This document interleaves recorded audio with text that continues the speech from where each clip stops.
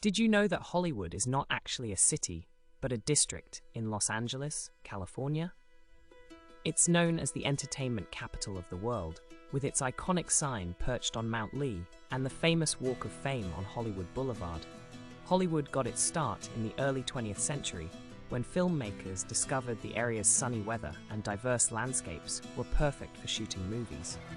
The first studio, Nestor Studios, was established in 1911, and soon after, many other studios followed suit. Throughout the years, Hollywood has been home to some of the biggest names in the entertainment industry. Actors, directors, producers, and musicians have all flocked to this area in hopes of making it big in show business. One of the most iconic landmarks in Hollywood is the Chinese Theater, known for its handprints and footprints of celebrities in the forecourt. It has been a popular tourist attraction since it opened in 1927.